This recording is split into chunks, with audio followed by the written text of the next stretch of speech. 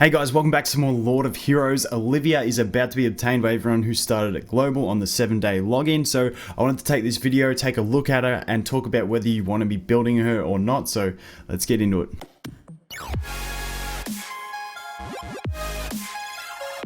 So I realized I went really in depth in my explanation in the rest of the video. So I'm putting this in here at the start for those that just want a simple quick answer. For those that want to know the rest, you can watch the rest of the video. But basically, she's one that I'm going to say level to like 25, 30, because she is going to be useful in some stages, but she's not going to be in your team for every battle. So don't invest too much into it. That's the basic recap if that's all you wanted.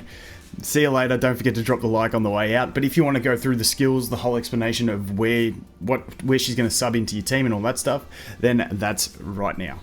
Okay, so here is Olivia. Now, she's an interesting one on whether you want to build her. What we'll do is we'll look at her skills, talk about how she's going to be used in a team, and then talk about the situations in which I think you should build her, because I'm personally probably going to build her, like just level her up, equip some gear onto her, because she is going to be useful in some situations. But let's get into the skills. And obviously you're going to get her from the 7th day of login. So, basic skill.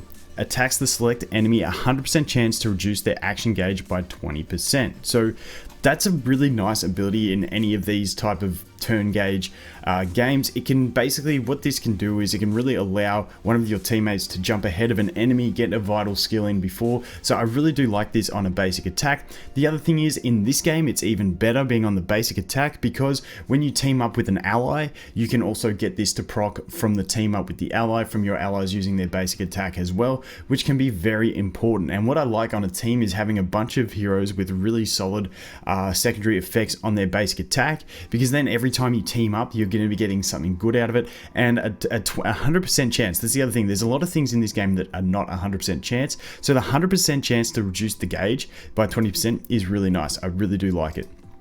Next one, attacks all enemies, 50% chance to reduce speed for 1 turn. The bad thing about this one, the nice thing is it's AoE. So you can put her on the stun set and you can get some effective stuns out of it, but it is only a 50% chance to reduce the speed. It goes up to 60% with skill ups, but we're probably not going to skill her up. But if you do get some of the artifacts, a debuff chance to get two artifacts in one, you might get it. But it would be really nice if it was just a 2-turn at base. But with skill ups, it does become 2 turns on a 3-turn cooldown, which isn't too bad. However, at base, it's decent, but it's not the greatest. But we can make it work. Next up, we've got the ultimate.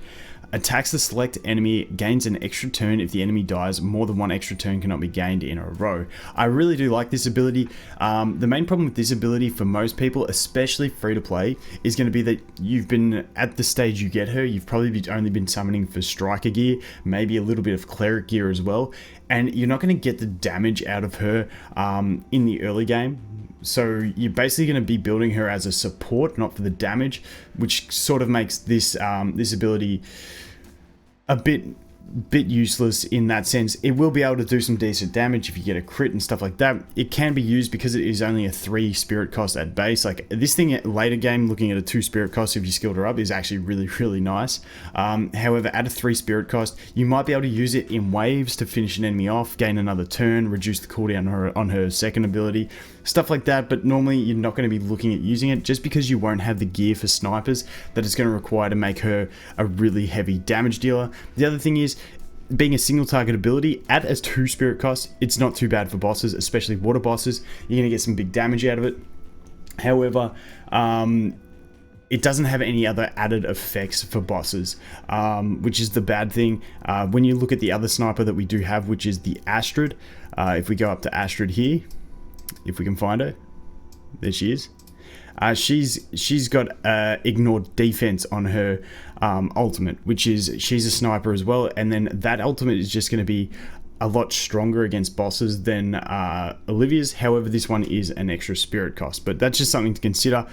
So the damage is going to be nice, not so great for bosses. I kind of keen to see how Olivia could work in PvP, especially if you skilled her up to a 2-turn cooldown, 2-turn spirit cost on this one, but we'll have to wait and see. So that is that. And then we have over here, increases damage against water element enemies by 5%. Really nice once again for dealing damage against water enemies. And then this one here increases speed by 3. Speed is always nice, and it's always nice to have your hero that turn gauge reduces and slows at a fast speed. So the speed up is nice on that one. So should you build her? I want to go into my team. I want to just go into a battle and show you my team. We won't actually go into the battle, just the formation side of it. If I can slide across on my phone here, because for some reason the mirroring software doesn't let me slide. So this is where I'm at. So if we look at my team here, so the problem with her is, where do you slot her in the team? For me, if I had a Water Schneider, who I'll do a video probably talking about Water Schneider versus Helga later on. But basically, if I had Water Schneider in my team, I would take her in place of Astrid. My problem at the moment is a lot of bosses, like the mini bosses, do have whatchamacallit, they have buffs that they get throughout the battle, and Astrid is in my team to remove those buffs.